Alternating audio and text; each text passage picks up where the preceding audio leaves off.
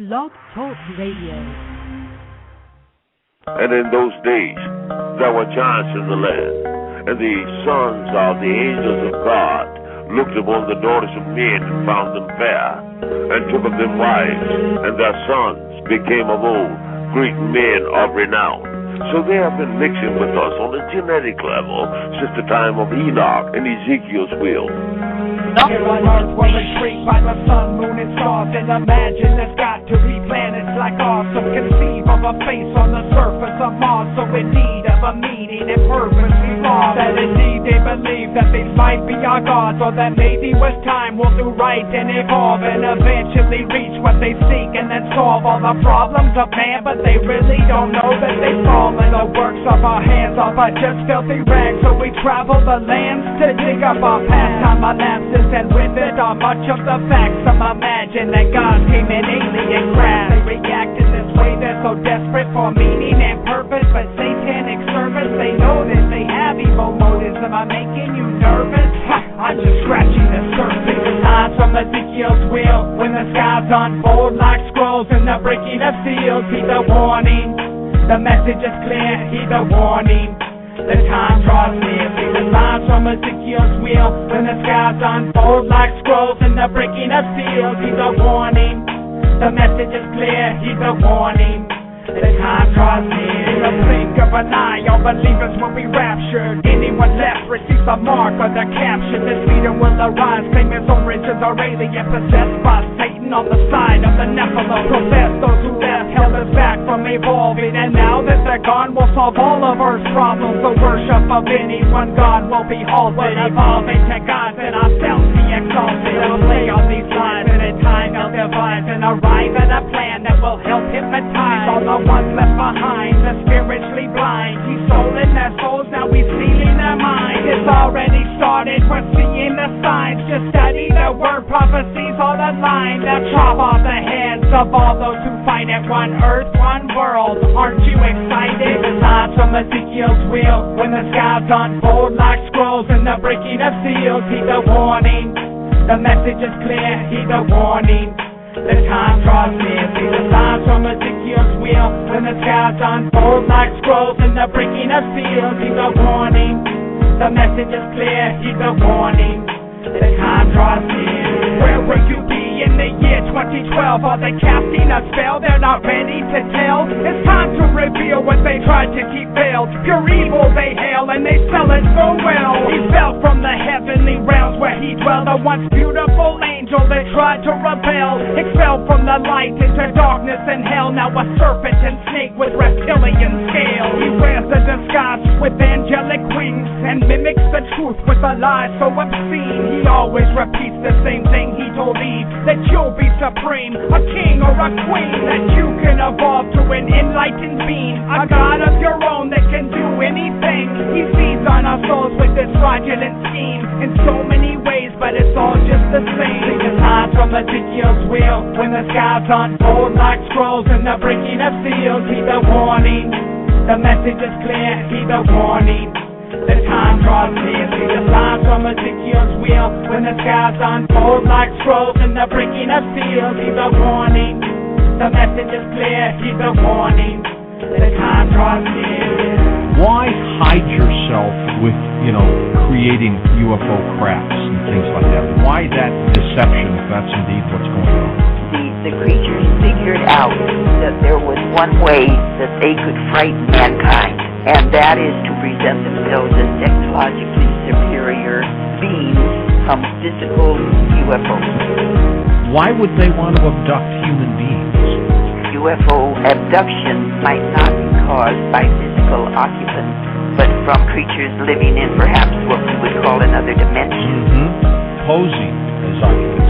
Yes, the same type of interfering, harassing, paraphysical creature in every culture worldwide. Hello, everyone. Welcome. This is FallenAngels.tv, and it's we're 3 days into the new year. Happy New Year to everybody out there. I hope you find blessed and peaceful days as we move on to a whole nother, 2011. It just seems crazy that we've come this far and how close we are to the Mayan end date of December 21st, 2012, and how all that seems to have been hyped up, and especially of late with all the different movies and like the History Channel and all the shows that have been focused on that end date. And so, but anyways, we have a super guest with us today, and it's Doug Elwell. He's the publisher of Mysterious World, and he's got an incredible book out. MysteriousMysteriousWorld.com is an online journal dedicated to various topics like travel, history, and ancient mysteries. And Doug has this incredible book out. It's Planet X, the Sign of the Son of Man, and the End of the Age. And so he's going to be discussing with us today his various research and how he came to the conclusion and how he came to put this book together. But I have, as always, a co-host with me today, Alan Swanson. Alan, you want to give a shout-out to the listening audience? Yeah, good afternoon, Fallen Angels TV. Looking forward to this show and revelation that's going to be brought forth. We've done a number of different shows just lately. We did the Destroyer Cometh, and then we read from the Colburn Bible, and it was all about Planet X, Nibiru, Wormwood, or the associations thereof. If they are indeed the same thing, who knows? But maybe Doug can give us some insight. Doug, do you want to give a shout-out to the listening on it? How you doing? It's Doug Elwell from Mysterious World and now Planet X, MysteriousWorld.com. planet-x.info, trying to talk about my new book, Planet X, the Sign of the Son of Man and the End of the Age, with folks over at Fallen Angels TV. Well, our listening audience is pretty versed on these esoteric topics, and so we should be able to cover a lot of ground today. We set aside 2 hours to be able to delve wherever and we would like to follow and allow it to lead. Doug, I know you've been into various topics. One of the first times I ever found your website was when I was actually doing research on the giants and the Nephilim, and you have an incredible archive, pretty detailed, of the various accountings from all throughout the world and the different parts, even here in the United States. Can you talk a little bit about how it was that you came out to find out about the giants and what led your interest there? My interest in the giants has been around for a long time. I've always, as a Christian, I've been a Christian since a young boy. I've always been attracted to the more unusual, mysterious aspects of the Bible, particularly the Old Testament, where there's a lot of things I've found that have not been well translated. And a lot of the liberal scholarship has all but erased many of these mythological elements like the giants and the dragon and other things, which I have found to be key components of the history of Israel. The liberals in general, liberal scholars who don't feel that the Bible is the inspired word of God, are trying to erase those things. I felt that in order to fight back against that tendency to demythologize and liberalize and ultimately take God out of the picture altogether, was to emphasize the giants and the dragon and the other so-called mythological aspects of the Bible, and talk about them and the fallen angels and things like that, which are in academics are considered to be taboo subjects. But in my understanding, when I come from more of a conservative Bible church-type background, these things are taken seriously. And I've always felt in my spirit that they were true. So I wanted to do a series of articles that took the giants seriously and with the assumption that they could have actually existed. And so I went into the library. I went to Wheaton College Graduate School.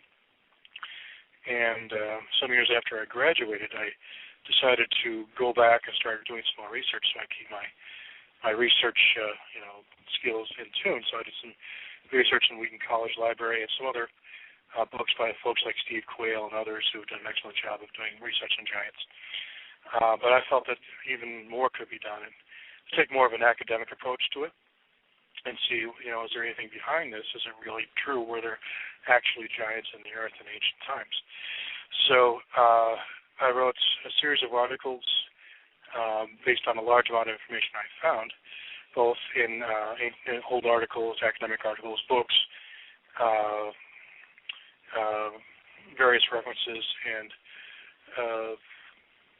commentaries, and found that there was indeed a strain of thought that believed that the giants did indeed exist, and they were the offspring of the fallen angels. So I wasn't the only person who still felt this, even though people like that were becoming more and more rare in academics. People online and the regular folks who go to church were interested in that sort of thing. And so I felt that I was serving God and them in that way by talking about the giants and the implications that their existence has upon our existence, upon mankind's existence, and who we are and why we're here, and some of the meaning of these more mysterious topics in the Old Testament. Well, it certainly has profound implications, and it did for me. And you're right, it is one of those taboo subjects. Do you think that the people are afraid to go into it just because it's so hush-hush, or just because they think it's so fantastical that it can't be true? Well, I think you're correct. I could elaborate. There's two major sources of fear. Fear of social stigma, which is the most powerful of all, but also the fear that if there is something there, then what does that mean? What does that mean about us? What are we really? Are there different kinds of people on Earth? Two different strains, as is basically openly stated in the Bible, that there was one line of Cain and another line of Seth. Of course, the line of Cain was wiped out by the flood, but it says, Moses said there were giants in the earth before the flood and afterwards.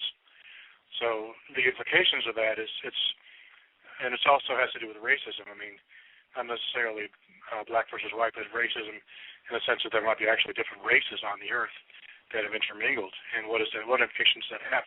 I mean, the family of man, who knows what's going on with us?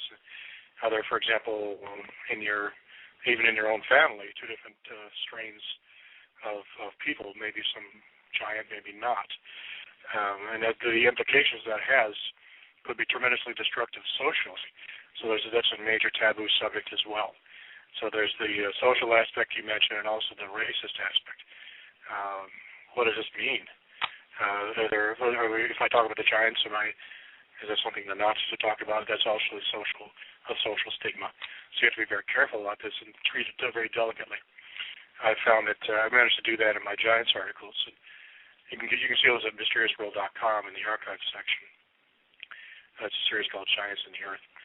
And those giants articles, I thought I was concerned about that, but I found that they were so popular that the giants articles, the four of them, in fact, I would say two of the four of them, the ones about the giants in the Americas and giants in the earth, the original one about the biblical giants, drew more traffic than every single other article on the site combined.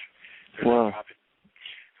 So they've proven to be highly influential among other people. I guess you were also influenced by them. Others were, Tom Horn was as well. He's the publisher of my new book about Planet X. And others too. And in fact, when I was writing them, I felt that I was being led by the hand of God to open up some old secrets that have been long forgotten. And I learned a great deal about the giants myself in the process of writing. Part of the reason that my motivation for writing is I learn a great deal while I'm doing it. And I clarified some mistaken assumptions and learned new things I didn't know. For one of the examples of writing articles for a Mysterious World was I was kind of on the fence about, for example, the Loch Ness Monster. I wrote a series of articles about mysterious sea serpents. And before that, I was kind of skeptical. I was skeptical and open-minded about it. But after writing the series, I realized, there's no way there could be Loch Ness Monster. It's just not possible. The biology is against it. So I actually changed my mind on that one after studying it in depth. I no longer believe in that sort of thing, nor do I believe in Bigfoot necessarily. Both of them would have to be some sort of supernatural thing. But giants, I became more convinced that they could have existed because they existed not only in ancient times, but also in relatively recent times. Only a few centuries ago, there were literal giants walking the earth For example, some of the Frankish kings of Germany, they were literally giants, 7 or 8 feet tall and very, very athletic. The classical example of a giant. There was a Roman emperor, I forget his name offhand, I can find it, who actually was over 8 feet tall and enormously athletic and very giant-like in his characteristics. And this was all in recorded history. The Native American stories and legends speak of red-haired and blonde giants who invaded North America and conquered many of the Native American tribes until the Native American tribes finally ganged up on it and ended up destroying them because they had no choice, because these red-haired giants were also cannibals. Right. They not only attacked and defeated the Native Americans, or the Asiatic Native Americans, aggressively, they also ate them. So the Native Americans really had no choice but to destroy them. I have to say, reading their stories, I don't blame them. The giants were not very good people. In fact, they're extremely wicked. But that's my motivation has been to find out some of these ancient mysteries and kind of clarify, not only for others but also for myself. Well, this is a very, very interesting topic, and I don't want to abandon it just yet. And I promise we will, give a lot of time to your recent book. Sure. But I know that in your research you covered all of the world and even all of America, and you give different accounts from historical accounts from like different county newspapers and miners' reports, different things like that of bodies being found, and even the Native American mythology, and you covered all of them. For the listening audience and for the members that may have not, if it's a new listener that's never heard of the giants, can you give a brief summary, of worldwide accounting, and then possibly of America, in the countings here, right where we are, and the associations with the different mounds and stuff? Okay. I'll start at the very beginning and summarize the origin of the giants. We can talk about the giants before and after the flood. Basically, the first mention of the giants, technically one could say that Cain was the first giant, and I suspect he was. He was because he was the offspring of, somehow mysteriously, the offspring of Satan, of the serpents. Now, some people try to promote the idea there was some physical union between the two, between Eve and the serpent, but I don't agree with that. I think what happened was that Satan probably took one of Eve's eggs, modified it, reimplanted it, and then it was fertilized by Adam, and then they had a person who was part human, part divine, as it were. That's how you have the line of Cain. He was modified, genetically modified human. I called that strain of human Homo artificialis, which is artificially manufactured mankind in my first article in the series, as opposed to Homo sapiens, which just means wise man. And Homo artificialis means artificial man or manufactured man. And I actually did an entire taxonomy of the giants based on that Homo artificialis basis. For example, the Homo artificialis could be Nephi or Nephili or something like that. I think I'll have to read the article. I've forgotten. It's been actually about 6 or 7 years since I wrote it originally, so I'm a little hazy on it. But the basics are still the same. From that race of Cain, that modified human, came the line of Cain, which are all giants. And giant doesn't necessarily mean just tall, even though I believe they all were, or most of them at least, were larger than average human. They were also advanced in other ways. They're also highly intelligent, extremely charismatic, physically beautiful, and on top of it all, as you can imagine, they were enormously arrogant and highly aggressive and warlike.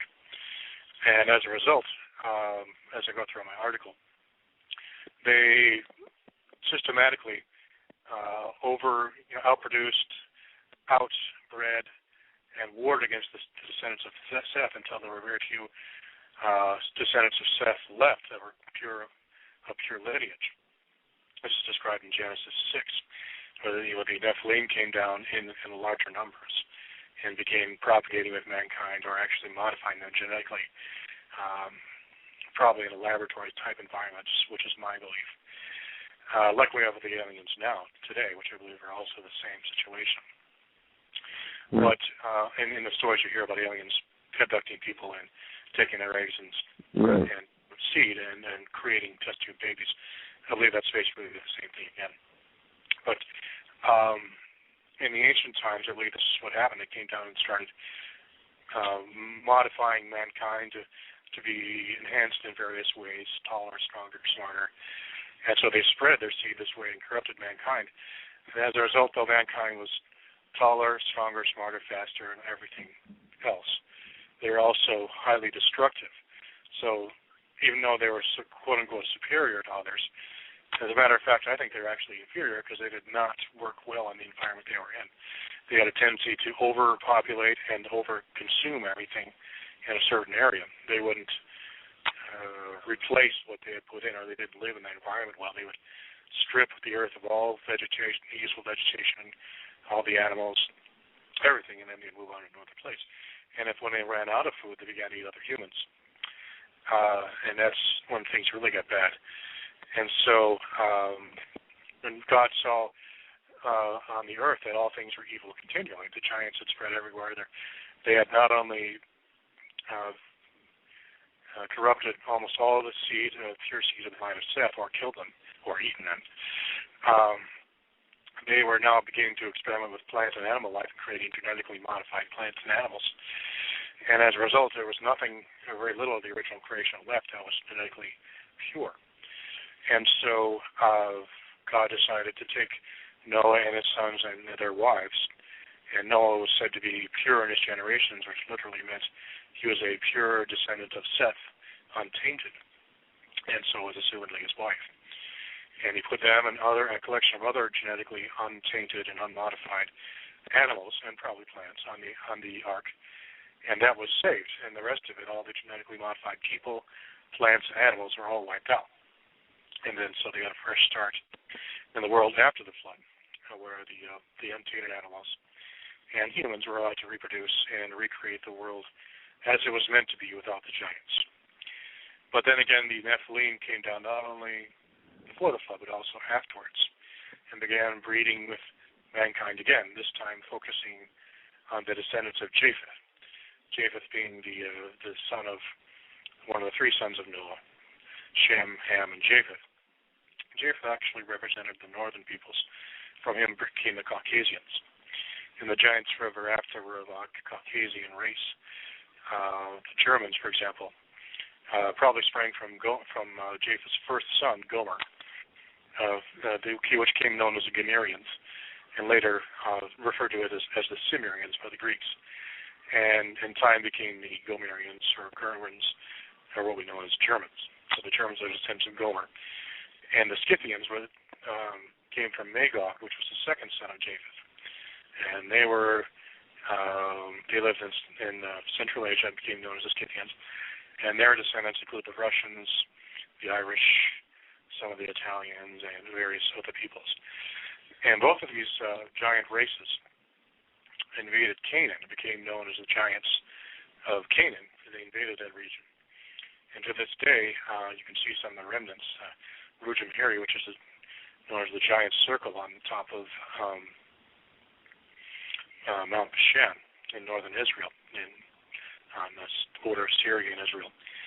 That is a giant circle up there, which looks very much like Stonehenge. In fact, it's basically exactly like Stonehenge. And there's also stone megaliths and mounds all over northern Israel in various places, which shows the fact that the giants had migrated south and had lived there for a time, because they were the famous mound people, also known as the Kurgans. Kurgan literally being, I think it's a Russian term, which literally means people of the mound. They were known for mound building megalithic structures, and various types of stone structures that you see not only in Central Asia and parts of Israel and Palestine, but also, of course, all over France and Ireland, obviously, which I discovered when I wrote my book called Mysterious World Ireland. I co-wrote that. I was a travel guide to Ireland. I found there was a great deal of information, a great deal of stone structures which are nearly identical to the ones found in Central Asia. And in studying the Irish annals, I found that their ancient ancestors came from Central Asia. So the Irish are descendants of giants as well as the Germans and really other peoples. But, that's getting off my train of thought. But basically, in the modern days is where things get interesting, because a lot of us, including myself, are descended from these peoples. And how do you determine who's giant and who isn't? It would appear that probably things are so evenly blended that everyone has a little bit of giant in them still, because the giants were known for being highly aggressive in that way, propagating. The Bible says they took as many wives as they wished. They had harems and things like that, so that their seed is spreads far and wide. And most everyone on Earth has some some giant in them at some point, probably. So, but it's an interesting question, like we talked about earlier. It's a sensitive subject because it's a genetic subject. Who are we really? It can become difficult and controversial.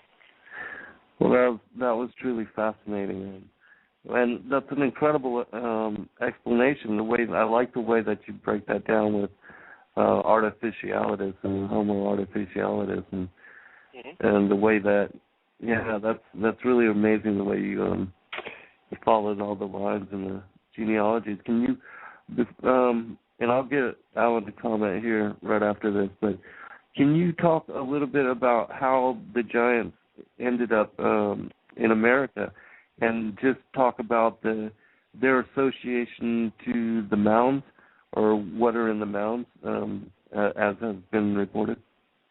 Yes.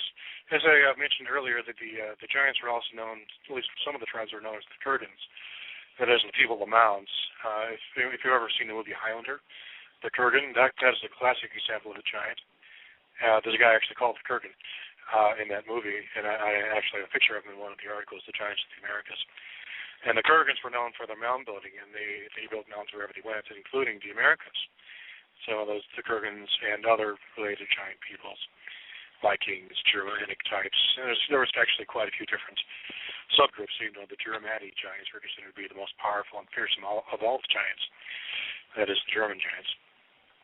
Many of them, mostly Vikings, Irish, Germans, really the most aggressive types made it as far as North America, because only really aggressive people would take that kind of risk. And that's where you have the greatest, most powerful, most fearsome of the giants. Many of them are in the North American histories.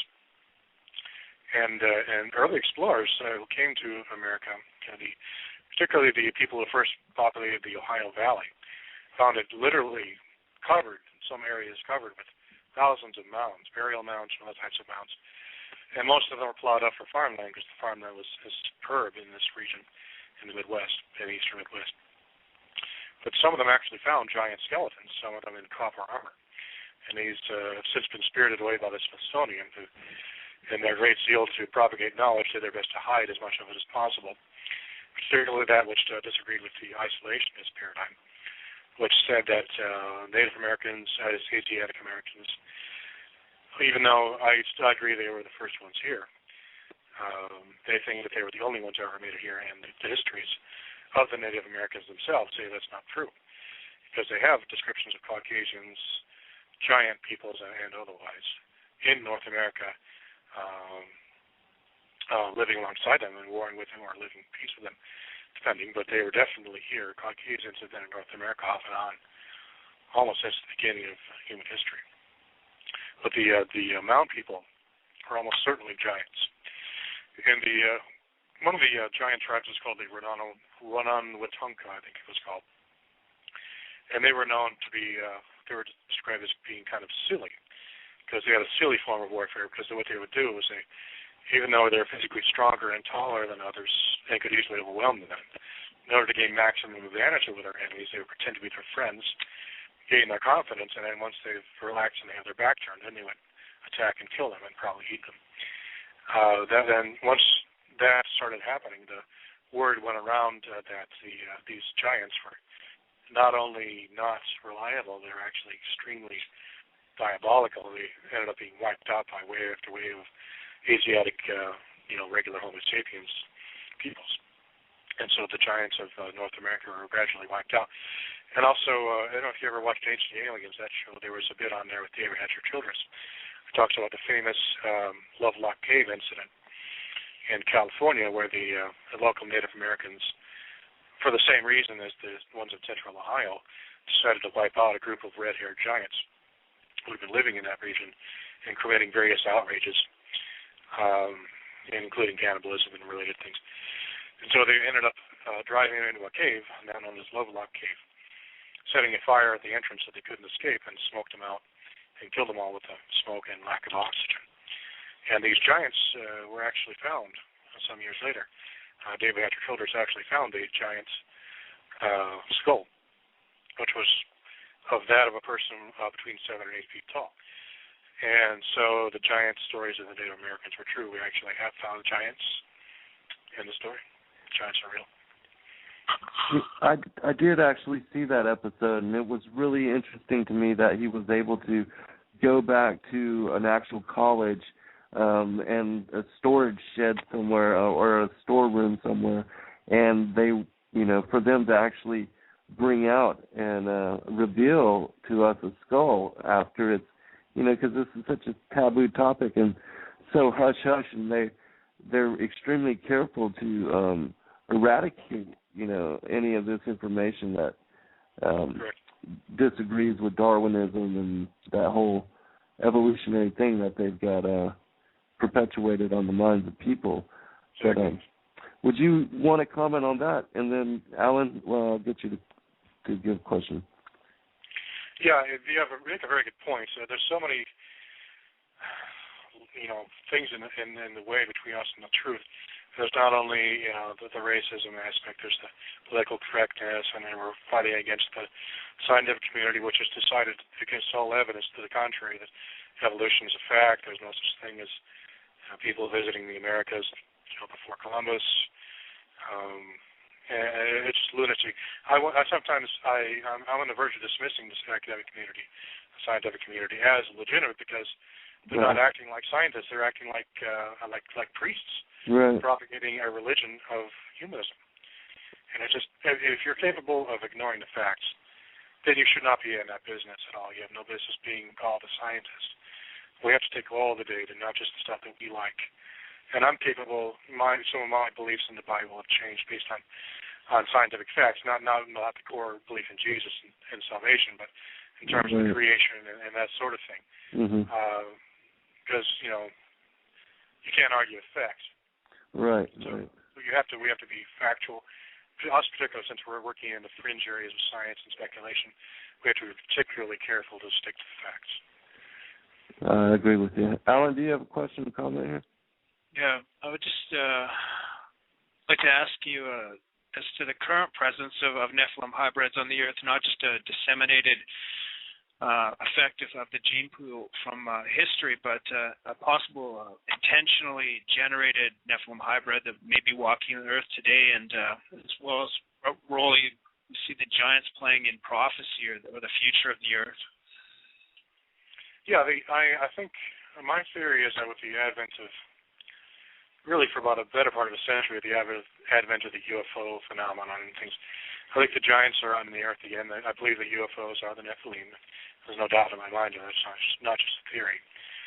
That the large amount of evidence and the speculative and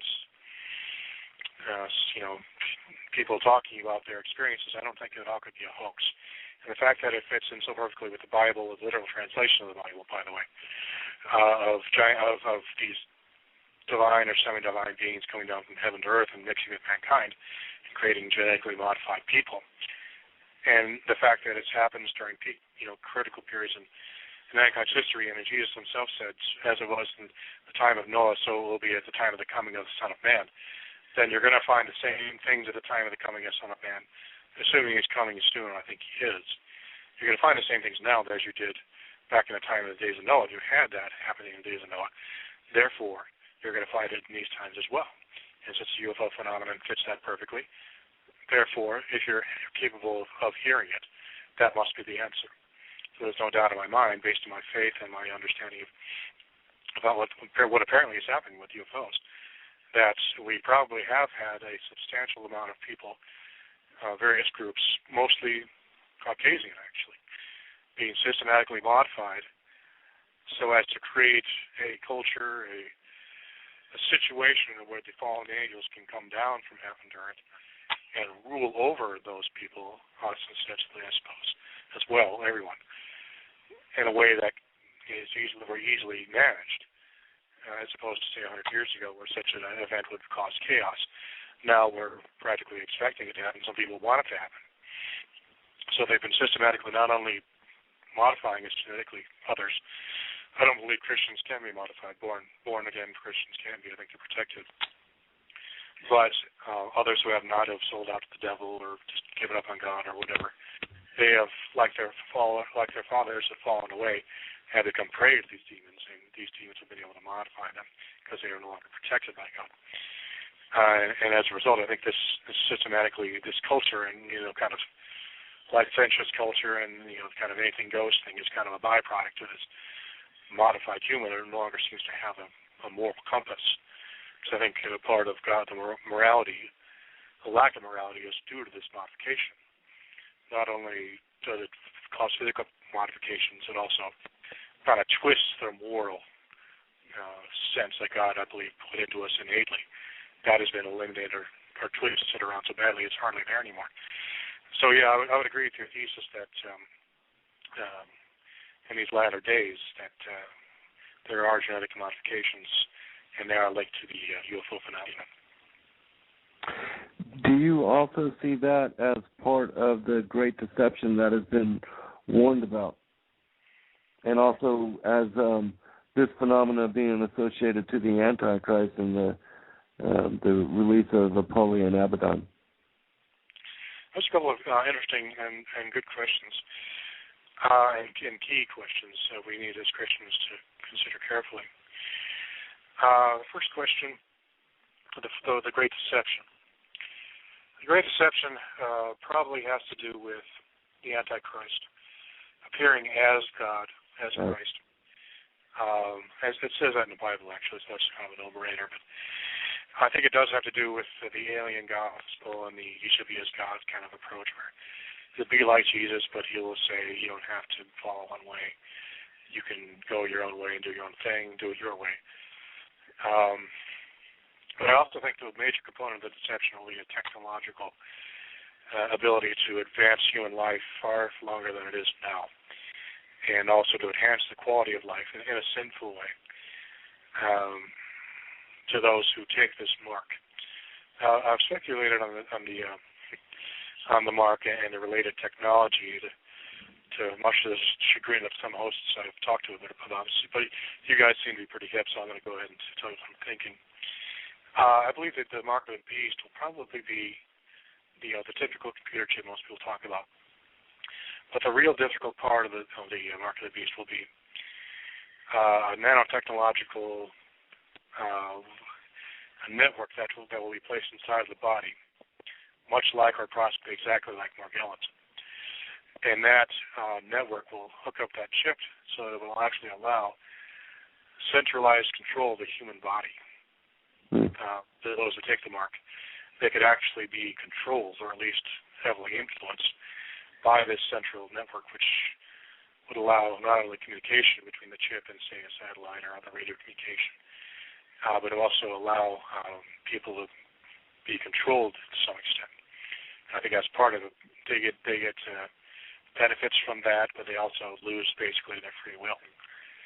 And that's all, in my opinion, the end times deception has to do with basically the fallen angels, aliens, giving mankind what appears to be a free gift, but that free gift will end up being a way of enslaving them. Yeah, that sounds like we're. It sounds like we're all on the same page. Alan, any comment?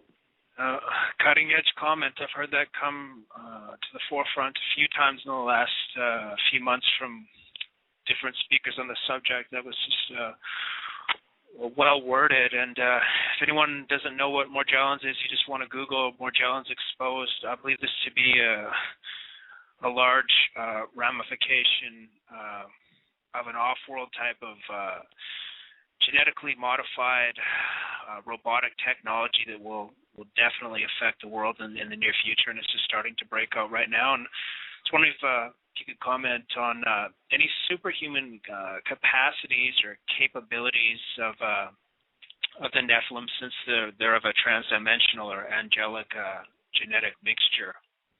The Nephilim, as in the fallen angels themselves, aliens? Well, they're progeny, the giants. Giants. Or even both. Yeah, I could talk about that. When the angels fell, or probably thrown down from heaven, which maybe they're related to Planet X, we can talk about that later. When they were thrown down from heaven to earth, I think what they did was they created bodies for themselves by manipulating the pre-existent life forms that God had created, or possibly they themselves created some primitive life forms as a form of experimentation to try to be like God. Create their own creation that was rival to and against what God created and was going to create. And I believe that is a repeating pattern for them. But they basically created bodies for themselves which were highly long-lived, and so they could interact with creation. But these bodies were really designed for space. That's why you have the gray aliens, are highly durable bodies that can exist well in space and are highly long-lived and very flexible and durable. But they weren't well suited for Earth life. So they created, or they modified existing men to be able to do the things that they wanted them to do. And not only did they create them, modify them genetically, I also believe that they enhanced them technologically in kind of a cyborg way. Like I mentioned, with the Morgellons and the chips and all that. One of my theories was, and I tend to get a little highly speculative with these things, so forgive me if I go a little overboard. In order to really control a people in a way that would be really efficient, you would have to literally wire them so that they no longer had free will or control over their own bodies. And you could actually do this. If you've ever seen a way that, for example, people have their paralyzed legs, they can be made to walk in a kind of a herky-jerky way by applying electrical stimuli to their muscles through the skin. So people can actually walk that way. There was actually a Star Trek episode, Next Generation, where Worf lost use of his legs and he was able to walk in kind of a jerky way by electrical stimuli, some bands applied to his legs. That can actually be done right now. But a more efficient way to do that would be to have a network of nanofibers running through your body, which went from a centralized chip processor unit right to the muscle and applied electrical stimuli directly to the muscles in a way that could be more efficient than, say, having an electrode on the outside of your skin stimulating the muscle that way. You could actually allow people to walk that way who couldn't walk. So that one of the promises of the chip and that technology was people who are paralyzed or whatever could walk again, literally, and this could be kind of a counterfeit miracle. Look, the Antichrist can make people walk again. See, this woman who could not walk can now because of the help of this technology. But even something even more diabolical, and I considered this. I did an article on, started a series of articles on the real Mount Sinai, which I believe is Serapet al-Qadim in southwestern Mount of Sinai Peninsula. And I was studying the Amalekites and the concept of a disease called Zarat, which is talked about frequently in the Old Testament as one of the plagues of Egypt. And it was described as little red worms, which kind of wove themselves into your body, getting into your foot. And I speculated, thinking, now, what is the most radical? What are the possible implications of this? Is that if this, for example, an ancient form of Morgellons, which had been around maybe not since just a few decades, maybe since the beginning, one of the weapons of Satan uses to try to enslave mankind. Could it be that certain giant peoples are actually infested with this to the point where they no longer had control of their own bodies? Such a technology could be used to control someone by embedding the body and weaving network fibers throughout the body to the point where they also have an embedded processing unit which could do the thinking. This, the information, the network of fibers could actually override the brain's stimulus to the muscles and cause this person to walk and act in ways different than they want to.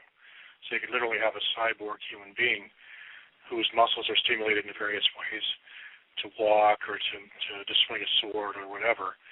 So you could have a remote control warrior, basically. And when I'm speculating in this kind of way and thinking in terms of how in the end times could people not be able to kill themselves, as it says in the book of Revelation, death will flee from them. I thought, the only way they could do this is if they actually no longer had control of their own bodies.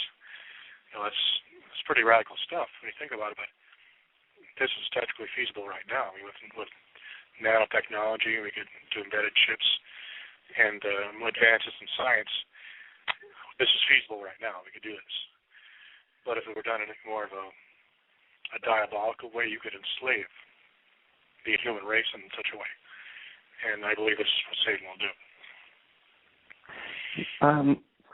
Doug, I did a show, I think maybe 4 or 5 months back, and I interviewed a soldier, a veteran, named Andre McCoy, and he was talking to me about the vaccines that he had received because he was forced to receive 2 series of vaccinations. But he swore to me, and he testified in this interview as to such, that what had happened since receiving those vaccinations is that he felt that there was some kind of nanotechnology that was replicating itself and creating a counterfeit body within himself, and that he said that the military was in fact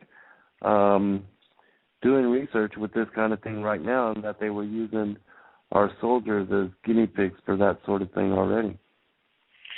I believe it. What I said about the nanotechnology and the remote control seems radical.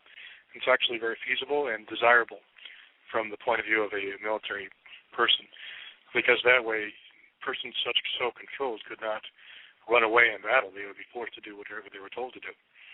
So you basically have a cyborg human who is only partly human or mostly human and does not have the ability to make their own decisions anymore. They have to do whatever the computer tells them. And when you think about it, really the end game of this is, in the end, you're going to have 2 armies. You can have the armies of the beast and the armies of Jesus. And when you have this enormous army of Christ, which is far superior to the army of the beast, coming out of heaven, there's going to be a major morale problem. You're going to have a lot of these guys just running away in terror. The only way to keep that from happening is to make it so they can't run away in terror. They're no longer in control of their own bodies. From a military point of view, and I've studied military before in the past, morale is probably the number one most important thing, because we don't have a soldier who's willing to fight. None of the rest of them really make a difference. So in order to guarantee that they fight, and Satan, I don't think he's going to take any chances, probably introduce a technology that will make it so that they have to fight whether they want to or not. And the way I described earlier with the interior network of fibers with the embedded chip and possibly some other technology is a way back, because if they no longer have control of their own muscles, they're effectively enslaved by the computer. Now, this will be my last comment on this, and then we'll actually go into your book and talk about the associations with the Nephilim and the fallen angels and the Hydra children and the Nibirti Planet X and all that, but I just wanted to make a comment here about a movie called Jacob's Ladder, and the director brought this movie out as a way to make commentary on an experiment that happened back in Vietnam, where a group of soldiers was given a drug to enhance their performance in war. And so they were given this drug, and then they were dropped in the battle. But what had happened is, before they ever reached the enemy, they ended up killing themselves and tearing themselves up in war. And so that movie actually depicts kind of what we're alluding to as well. But can you can you talk about the associations with the fallen angels and their hybrid children, and like the Annunaki and the Nibirti, and talk about your book and anything else like that? Sure. My book on Planet X, Sign of the Son of Man, the End of the Age, I discuss mainly Planet X from the biblical, ancient, mythological, such as Sumer and Babylon, and also from the scientific point of view, because there's a very large amount of scientific evidence for the existence of Planet X. But regarding the Anunnaki, particularly, in Nume-Elish, there's a description near the end of the story about how the Anunnaki came down and built a stage tower for the Babylonians. They actually came down and helped the Babylonians, gave them plans on how to build the stage tower so that they could worship the gods in heaven. That is the false gods of the Babylonians. One of these was the deity called Marduk by the Babylonians, who was described as a star in heaven, a planet specifically. It was also referred to as the bow star because it had a very unique look about it. It was kind of shaped like a bow with what looked like wings. It was also known as the bow star because its appearance presaged meteorites raining down on Earth, at least one of which caused the end of the Empire of Sumer, as described in the Lamentation over the destruction of Sumer at Ur. One of the Lamentation texts, I think it was translated by Samuel Noah Kramer sometime early in the previous century.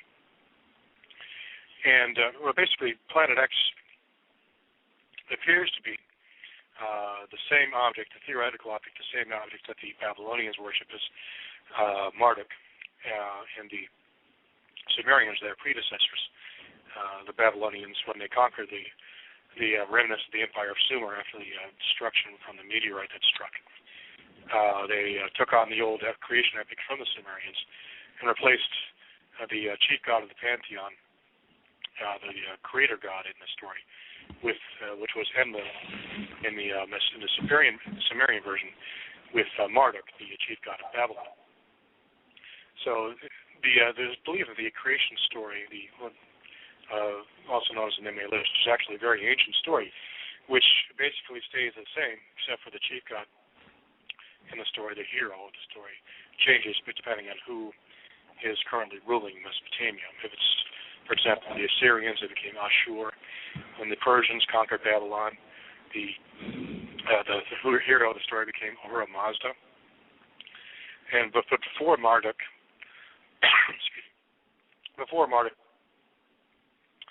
the central character of the story was a deity named Enlil. Before that was a deity named Anu. My theory is that this is a branch tradition that came from the original root from which the Hebrew tradition also came. Just the Babylonians told it a different way than the Hebrews did. They used various deities in the places of the planets. And really to this day, the planets are still named after various deities, in this case Roman deities. Excuse me. But the tradition of the planets being named after various deities of Pantheon was originally handed down from the Sumerians to the Babylonians, and eventually to the Greeks when Alexander the Great conquered Babylon. He found that the Babylonian culture and religion was far superior to their own, and they adopted it basically whole cloth, including the concept of naming the planets after various deities. And that's where we get our concept of the gods as planets.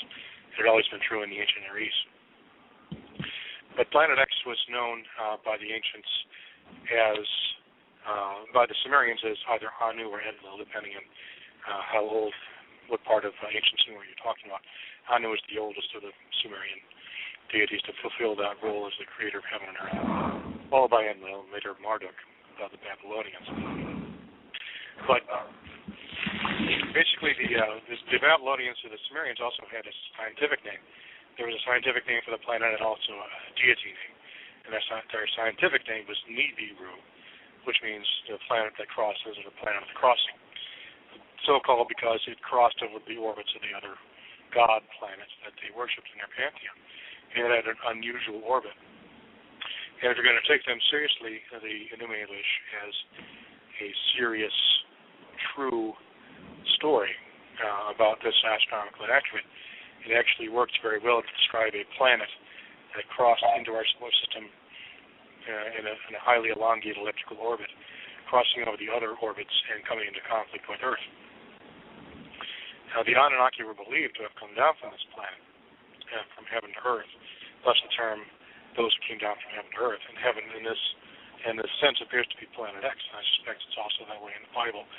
But I'm not certain, but I have a feeling that might be true. We can talk about that later. But the Anunnaki are the same as the Nephilim. The Nephilim are those who came down from heaven to Earth, apparently kicked out of heaven, and they found their own kingdoms on Earth, which were inferior in quality to those in heaven, but were also reminiscent of the heavenly kingdom of God. And that's where we get the concept of both the Anunnaki and the Nephilim. They're both considered to be inferior beings who were thrown down by the god or gods, depending on which culture you're talking about, from heaven to Earth, where they continue to rule over man behind the scenes. Alan, do you got a comment or question here too? I just think the show is going very well and is very interesting. I just wanted to quickly break down a movie called Necessary Evil with Danny Trejo from Machete. They uncover a Nephilim in a subterranean cavern, refer to it as a Nephilim from Genesis 6 in the Holy Scriptures by a rogue commando team, and they capture this Nephilim, which is in stasis, and it actually psychically levitates Danny Trejo about 7 feet in the air when it trips a type of proximity alarm, and they begin to actually intravenously inject the Nephilim's blood, and they end up they're levitating people, and they've start walking in a bunch of supernatural type of psychic and telekinetic powers, and they begin to actually intravenously inject the Nephilim's blood as well as synthesize pharmaceuticals from the blood, and they release it as a maternity drug by the name of Refisil. So that would be Lucifer backwards. And at the end, you see a baby crib glowing the color of this blood. And the final comment in the movie by the narrator, it says, I was speaking to God just the other day, and he said that they will be as lemurs or foam jumping off cliffs, unable to die. Unable to die, it's interesting. This is a TV show? It's actually a movie called Necessary Evil with Danny Trejo of Machete. I haven't heard of that. I'll try to check that out sometime. It's possible that has something like it. It's impossible for a flesh and blood creature to not be able to die, but the idea of not being able to kill themselves, like I mentioned before, if they're controlled somehow, is possible. This reminds me of the passage in Joel chapter 2 where it talks about that army, the return of the locust army, and how they, even when they fall on the sword, they can't come to death. Really? It could be that. See, if it bleeds, it can be killed. That's the bottom line. Anything can be destroyed. But it might be that since they're genetically enhanced and also possibly cybernetically enhanced, that their endurance and longevity and the ability to take injury is probably so greatly enhanced that it seems like they can take just about anything. Mm-hmm. They'd, of course, be much more tough, and, of course, the ability for the electronic system to kick in adrenaline and other things and possibly other drugs into the system might make them last a lot longer and fight a lot harder than they would otherwise. But, of course, if their wound was great enough and they didn't seek medical attention in time, even the most powerful creature will eventually die. That said, like I said, they'd be so much tougher than regular humans, it might seem that they are actually invincible. For those that are out there in the listening audience that have never studied this and really have no care to study of it, why can you tell us why your book is relevant for the people of this time and why it's important for them to come to know about these things? The Planet X, the sign of the Son of Man, and the end of the age, is basically a story. It's kind of a backstory and forward story, because Planet X encompasses both the beginning and the ending of mankind's history, because I believe mankind's role in history will eventually come to an end. That it's important to understand, just like you begin at the beginning of a book, right, that you start at the beginning so you understand the situation, the parameters in which you are involved, the rules in which the game is being played. So Planet X, by understanding the planet and its role in humankind's history, and it has a central role and the highest role, you can then begin to piece together everything else in between, just like you might build a puzzle from the outside in. So when you understand the framework, it's much easier to build the rest of the puzzle, because you know where it begins and where it ends. So it is with Planet X, the sign of the Son of Man, the end of the age. You get these major events, you understand how Earth was created. It was created by it was recreated by Planet X. In my opinion, Genesis 1:1 actually talks about not the creation of Earth, but the recreation. Right. Really, Genesis 1 is all about not so much a history of the entire universe. It's really just a very basic summary of how Earth was created in its present form, as a prolegomena to the rest of the story, which is really about Israel and God's people and their salvation. Only the first 3 chapters out of 50 are about the creation. It's really not given much attention. So I don't think they really meant to talk too much about the creation. It was more of an afterthought. It's like the stage. They're setting the stage. This is the stage in which the history of Israel was played out. If you go to see a play, for example, you don't go to the play to see the stage. You go to the play to see the actors. And that's why they de-emphasized the creation aspect so much in Genesis, because it wasn't important. And in the end, the earth, heavens and earth will actually go away. Earth will cease to exist and be replaced by a new heavens and earth. So the play, the platform, or the stage we're on right now, at some time in the future will no longer exist and it will no longer matter. So I think the Bible purposely de-emphasizes earth and the creation in that way for that reason. So people need to understand that. There's a tendency to talk about creation as if it was almost as important as the salvation experience itself, and it really is a very minor feature of the Bible, in my opinion. But you need to understand what happened so you understand the rest of the story. Right. It's important to know where we are in order to know where we're going. Well, can you tell us also about what it was that led you into the research of this book, and kind of tell us about the evolution of your research and how it came to where it is now? Well, my research originated in the late 1980s, really the mid-80s, when I was thinking maybe Jesus would come back to Earth in our lifetime. In fact, I was and am convinced of that. So I wanted to study for signs of his return. What would be the sign of his coming in the end of the age, as it says in Matthew 24:30. And I realized, I thought about it, Jesus was, his birth was foretold by a sign, the Star of Bethlehem. And would it be that the same star, or whatever it is, would return at his second coming? So armed with that assumption, I began looking for possible explanations for what this sign would be, whether the one at his birth or at his second coming. Maybe they're both the same thing, same object, or same event. So I began studying various aspects of the Star of Bethlehem. Was it a comet? Was it a conjunction of planets? Some kind of supernatural apparition? And near the end of my search, I realized I was running out of ideas, and I came across this book called The 12th Planet. I was like, this is interesting. I never even considered this before.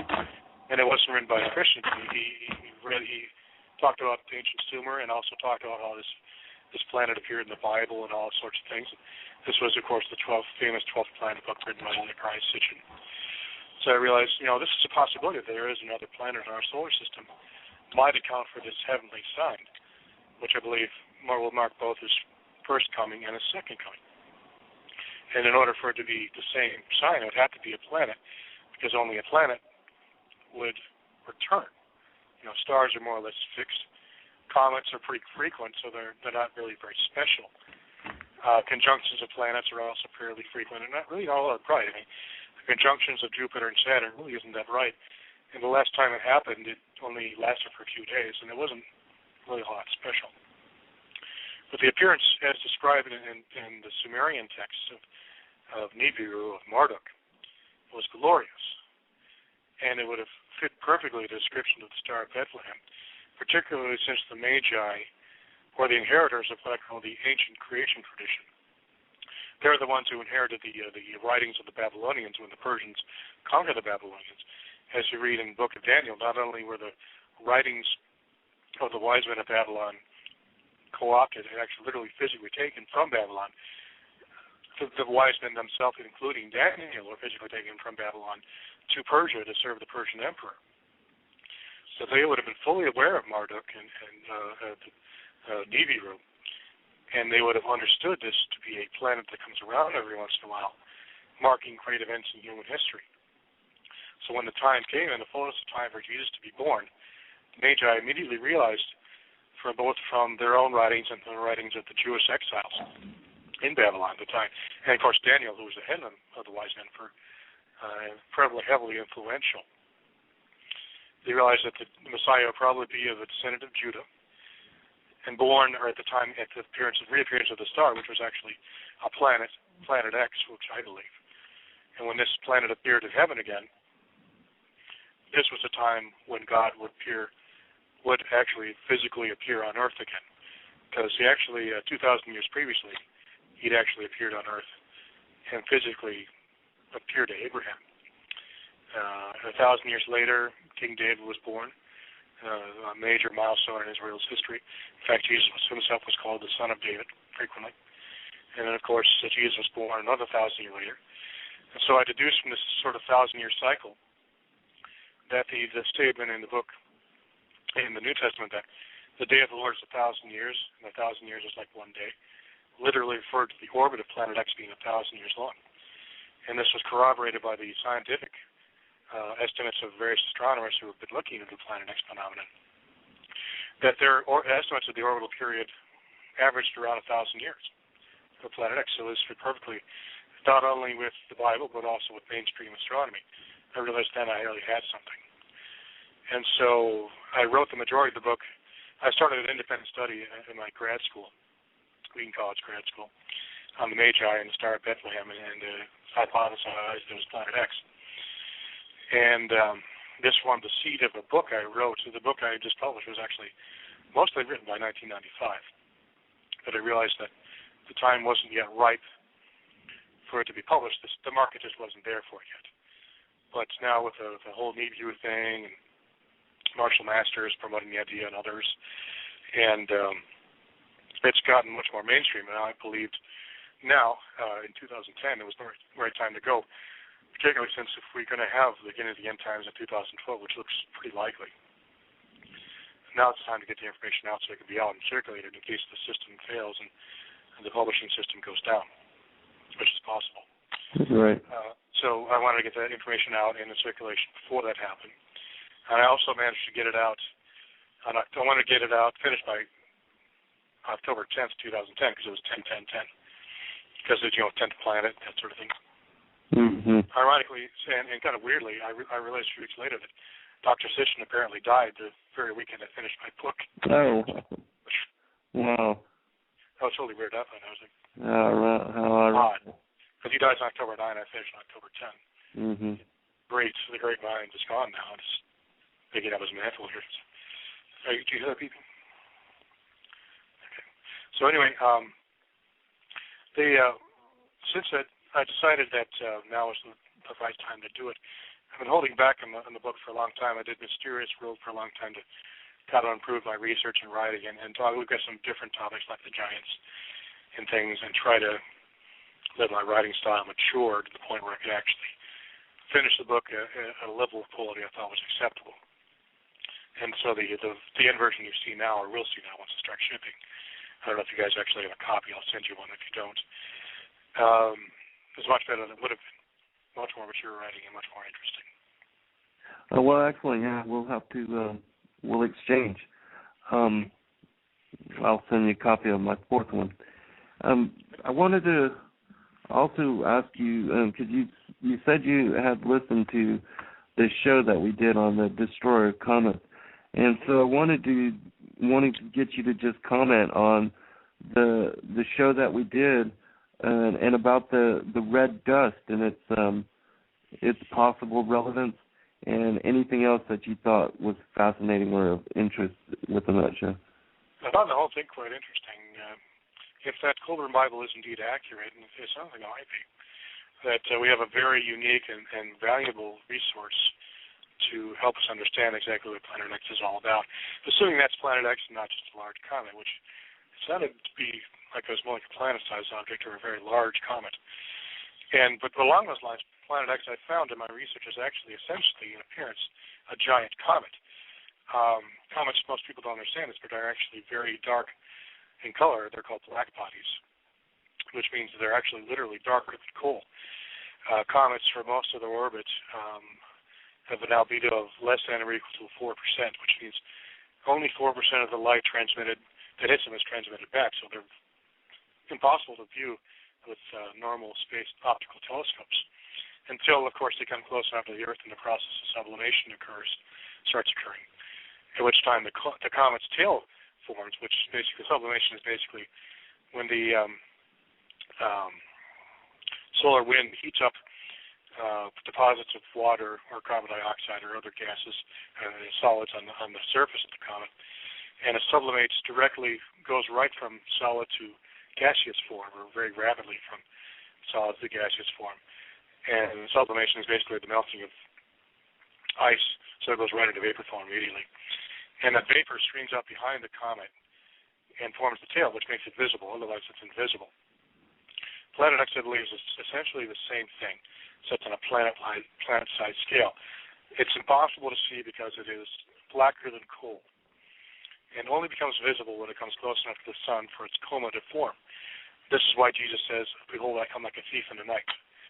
He is coming in on his planet, which is basically a stealth planet, and it'll appear suddenly and gloriously near the end of the tribulation, at which time people on earth, as it says in Matthew 24, will be terrified. All the tribes of the earth will mourn, because they realize, the Christianity thing was right all along. We're out of luck.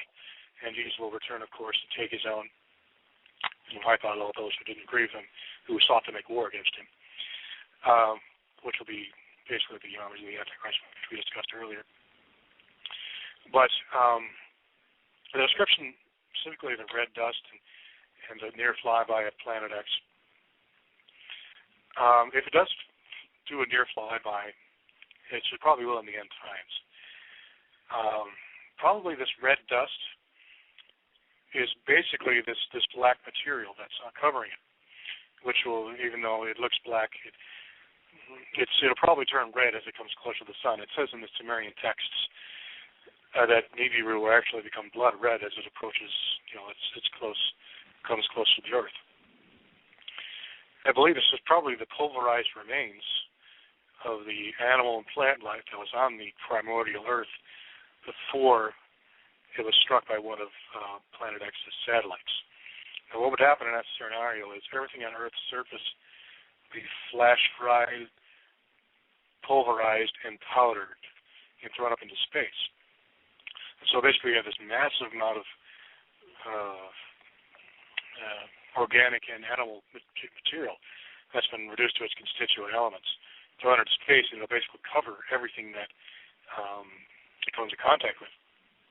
So Planet X probably flew through this cloud and got covered with this stuff. So now it's a black body. It's covered with, it's literally a black planet, black in color. And this explains why the comets are also coal black as well.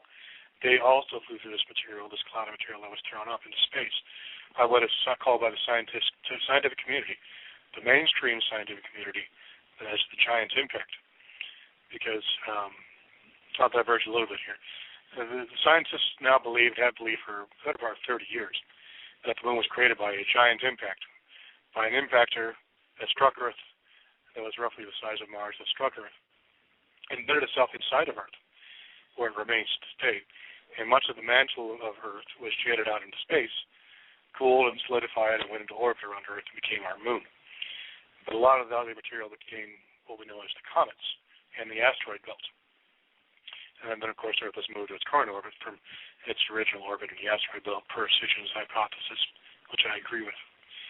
But the comets were actually part of the ejecta from this giant impact, which included a great deal of water, which explains why they have comet tails. They are also coated with this black material, this organic material, which made them pure black. Now, and covered with basically, and people and scientists who have studied comets and asteroids have found that they're literally covered with part of the black tar-like organic goo, which they don't know where it came from, and it's organic because it actually has amino acids in it. Now, that wouldn't have happened spontaneously in space. It had to have come from a planetary body which had life on it, at least primitive life on it. So that is proof right there of life in the universe originating on the primordial Earth. In fact, most recently, I think it was one of the comets, I forget what the name of it, they actually sent a probe out to it.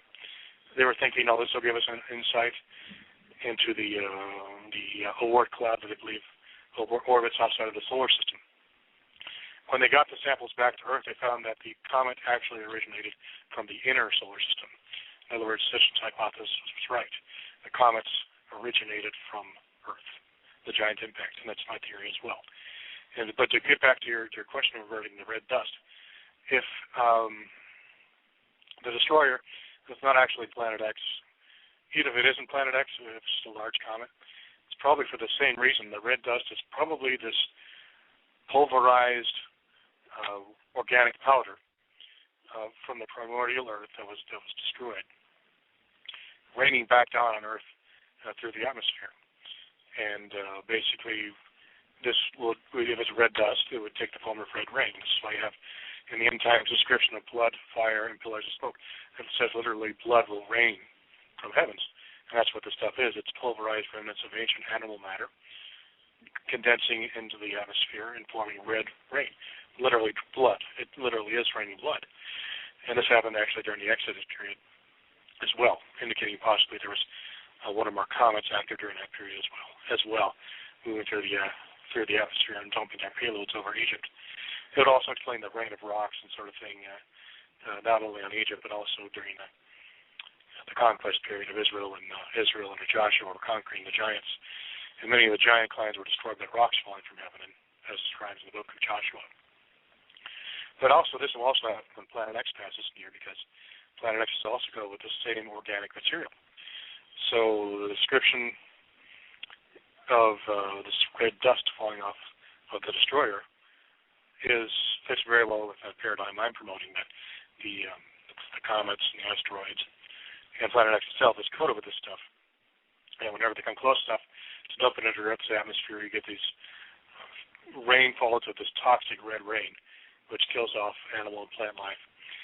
And also regarding specifically wormwood, I talk about this in my book, Planet X, the Sign of the Son of Man and the End of the Age, that wormwood is actually a comet which passes through our atmosphere. And this particular comet had a particular high concentration of pulverized plant life that was super concentrated. And it contained toxic chemicals similar to or the same as absinthe or wormwood, which is used to make the drink absinthe, which has toxic and even psychedelic effects. So my theory is, and I read about this in the book, is when wormwood, this comet passes through the atmosphere, it dumps a lot of this toxic and psychedelic compounds into the water cycle, through the rain into the rivers and the rivers into the drinking water. And then mankind literally has the world's worst drug trip, because every one of them is poisoned with this stuff, and they're having psychedelic trips of the worst kind imaginable. So these guys, many of whom are probably trying to escape reality, the reality of the situation through drug use, where then, God is saying to them, you're going to try to escape reality through drug use, I'm going to give you the world's worst trip. And he injects this stuff into the water table, and everyone goes on the worst drug trip ever, and then God teaches them a very harsh lesson which they will never forget. And that's probably it's all has to do with basically the plant life and animal life, remnants of it from the primordial Earth that were thrown up into space by the giant impact, by the near flyby Planet X and striking of Earth with one of its satellites. Do you think that dust could have been like the the remains that were compounded together after the Great Delusion, when they when all the bodies gathered and deposited in all the low places? Maybe, I don't know. Did it originate from space, or did it come from Earth in Colburn? Well, no, the red dust did come from the Earth, but I meant as far as it impacting, when it impacted the Earth and some of this stuff was ejected up, if some of that organic material could have been from, from the Earth, like. It could be. Who knows what's buried in the Earth and what could be dug up by a comet or meteoric impact. It could well be.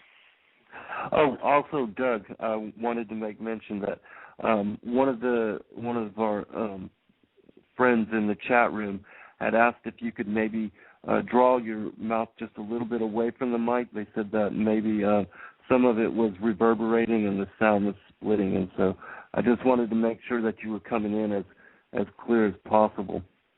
Okay. And also, Doug, we've got 40 minutes remaining, and I definitely want to continue on with, but I want to give you the opportunity to again bring out all of your book information, where to go to get it, your website information, and also your contact information should somebody want to speak with you if you're so willing. Okay, the book we're talking about now is called Planet X, The Sign of the Son of Man and the End of the Age. It is available through a couple of different sources right now. You can go to Amazon.com, just go to the search box on Amazon.com and type in Planet X sign, that's Planet X, followed by the word SIGN. That'll take you right to it. Also, you can go to, Raiders News Network. I have a series of articles there that you can link to from the homepage at RaidersNewsNetwork.com. You can also go directly to,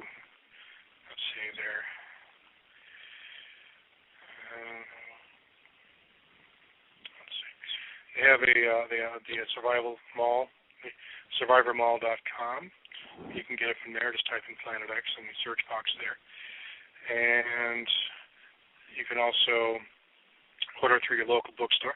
Just ask for Planet X, The Sign of the Son of Man and the End of the Age.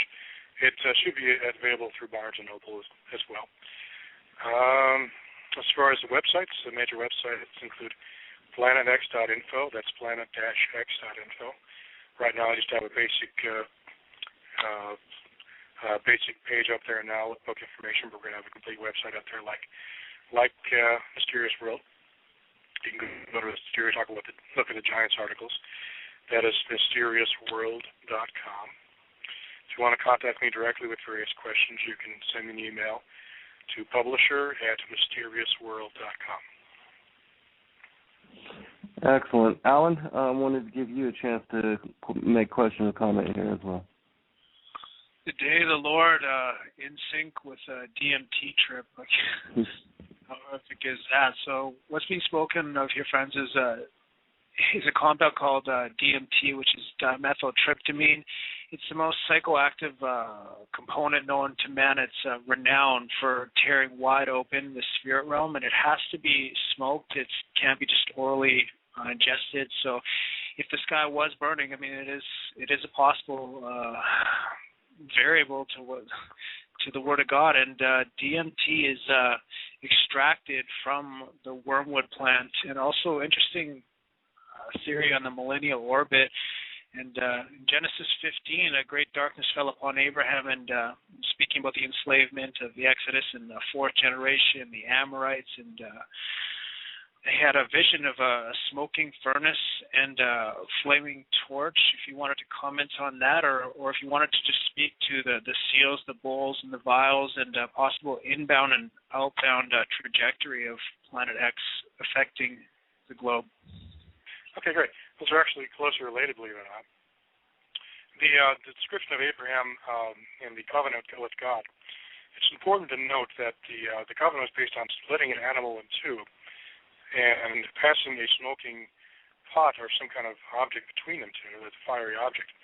That is, of course, pretty much identical to what actually happened in the beginning when God used Planet X to create heaven and earth. He passed fire in between. He used fire or a satellite to split Earth into two pieces, and this was the animal, the dragon in this case.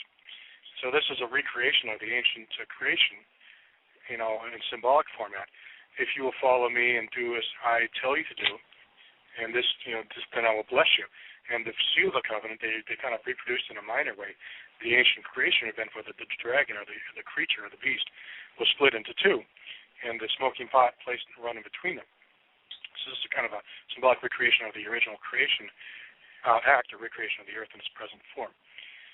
Now, here's your other question, and that is originally, I believe the original creation was originally where the stone was cut into two pieces, the earth was cut into two pieces. That is the very first covenantal act between God and man. And if you look at the concept of covenant, the concept of covenant is about cutting a covenant. Literally, the word is always used as a covenant which is cut. And for example, you have the splitting of the animal into two pieces with Abraham. With the Israelites in Exodus, you had a dividing of the stone into two pieces, two tablets. And you have, of course, the dividing of the earth into two pieces by the satellite of Planet X. And in the end times, you have the return of the Planet X to finalize the covenant, which was made in the beginning. So you have the beginning covenant and the ending covenant. And there are what are called, I forget the term, but the covenants are always parallel. You have a beginning and end part for each covenant in the Bible. There are entire studies done on this sort of thing. But there was a covenantal act between Abraham and God that was reminiscent of the creation. Now, when you have regarding the end times, I talked at length about this in the final chapter of the book, obviously, titled after the title of the book, Planet X, Sign of the Son of Man and the End of the Age, talking about all this Planet X information about the creation, the Star of Bethlehem, the book of Job also, and finally the end of the age when Planet X returns and fulfills the covenant by saving Israel and destroying their enemies, which God had promised in the beginning. And what will happen is, right now it would appear, if the decision was correct, that Planet X actually only comes as close to the Earth as the asteroid belt, which is close enough, which is where the Earth originally rotated before it was shattered and moved to its present position. And I get into why God did that in the book, in order to basically move Earth to a position closer to the sun, where it would be adequately warm for life to exist as we understand it. Because if Earth orbited where the asteroid belt is now, it would be too cold. And there's also a number of other reasons. But it would appear that the asteroid, it probably only comes as close as the asteroid belt. And I believe in the end times, it will probably pass near to either Jupiter or Saturn or one of the outer planets, close enough so that its orbit is changed sufficiently so it'll pass very near to Earth.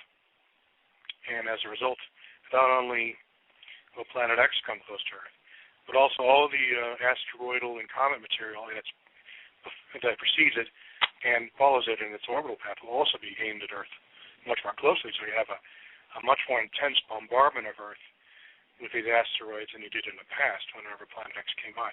Whenever Planet X comes by, you always have some kind of activity because it's a huge body passing through the solar system, which is throwing asteroids and comets every which way, and you're guaranteed you get something hitting the Earth. But at this time, it'll be much more intense because Planet X and all the material in its orbit will be directed more directly at Earth. So you have this at this end times what appears to be, mainly in the trumpets and the bulls, wave after wave of comets and asteroids smashing into the Earth and just wiping out everything, just about everything, and systematically wearing down and destroying the empire of the beast, which had been built up over time and has now come to full rotten flower in the end times. And it's in the process of being built as we speak, actually. But from my understanding and my analysis of the trumpets, and particularly the bulls, you have essentially wave after wave of asteroids and comets either striking Earth or coming so close to it that they're causing major chaos. And this is what we have. And at the peak of the trumpets, the last trumpet, that is when Planet X If it hasn't appeared already, it will appear then. And that's what it flies near Earth. And then you have the bowls, which were super intense version of the previous trumpets. But this time, nobody escapes and nothing is left. In the trumpets, you had 1/3 of the trees burnt, one third of this, 1/3 of that, which probably mirrors the 1/3 of the fallen angels that were cast down. The concept of a third. A third is being judged. A third of the fallen angels and their works is being destroyed, and so forth. So probably what's being targeted is the genetically modified plants and animals that the fallen angels and their technology have created. And that's to make sure that they're gone. Just to say, okay, we're going to destroy this stuff. You guys have to surrender now, otherwise we're going to finish you off. And of course, they won't give up. So the final series of bowls come in and just finish off what was left. And the Empire of the Beast is totally wiped out. And when the Planet X comes by, that's when probably Jesus will appear, whether or not he's riding on Planet X or he's simply using it as a tool to punish the earth, like a scepter or a mace. There's reason to believe that Planet X is considered to be the scepter or mace of God, as described in Revelation 1. Jesus says, "Behold, I am the bright and morning star, and I will smash earth like a pot, as I was given with a rod of iron, just as I was given my Father." I believe he's referring to Planet X when he refers to the morning star, and himself as the morning star, and him using Planet X like a rod of iron to shatter Earth. That I believe and it's actually reminiscent of an ancient Sumerian tale, the myths and exploits of Nibirti, where Nibirti actually uses a mace called the Shar-Ur to smash Earth and create heaven and earth from it. I believe this is an ancient understanding of this, or an ancient prophecy of the time when God himself will use Planet X to smash Earth and recreate it in a fashion that he finds usable. But that's off topic. I talk about it in the book. But basically in the end times, God will use Planet X as the primary means of judging Earth. And it will not actually strike Earth, but it will come so close that everything that is built up, everything that is not natural, everything that is like skyscrapers and large buildings and things that are not part of God's plan will also basically all be wiped out. In the ancient story of Tiamat and the dragon and the creation story, it talks about one of the moons of this planet smashing into Tiamat, and then it also talks about the moon being captured, and that the moon that we have now is not one of our own satellites. Can you speak on that a little? In Enumerated, it describes how Tiamat, preparing for the battle with Marduk, gave forth the 12 monster serpents. And the 12th of this was named Kingu, who was much greater than the rest of them. And they all came forth from her body. They were all born. Now, and after the battle, when Marduk approached this planet, which the Sumerians say is a planet, they actually say that. When it came close to Earth, all of the 11 monster serpents were scattered. Their bodies, which were filled with water, were set in various directions. And Sitchin correctly, I believe, translated this as being the comets. So that's exactly what the comets are. But the 12th and greatest of them, Kingu, he retained in its original position, and he slew Kingu and created man from his blood. Now, and I believe what they were trying to communicate from this was that the idea that some of the material that went into orbit around Earth as a result of the giant impact fell back to Earth and formed a huge continent, which we know is the theoretical continent of Pangaea, the one great continent from which all other continents formed. This, I believe, is what they're talking about. Some of the material that went into space fell back to Earth and formed the first continent. That's the blood, quote unquote, of man. This was the material that God used to create Adam, this Earth that fell from heaven. So that's what I think. I don't think it came from somewhere else.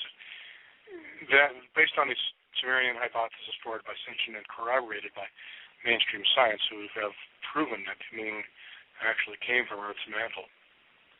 I believe that is what happened. The giant had carved it out along with a bunch of other lesser material, including the comets. And so it fell back to Earth and formed the first continent.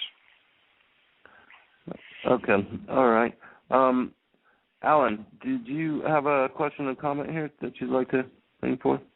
Just a few questions. I wonder if you could comment on the nemesis theory and whether or not this possible binary sun may have a gravitational effect and it may as well also be inbound. And also, you mentioned Tom Horn before. Him and Steve Quayle both brought forth conjecture, and I believe it to be prophecy, and I think they do as well, that the Nephilim will return in the end days and tied in with the Locust Army. If you just would care to comment on those topics, please. The first topic again was which one? Nemesis, the binary sun theory. Yeah, that's an interesting theory. It's basically a brown dwarf star, which is believed to be a binary companion. There's no evidence for it, but it's an interesting idea.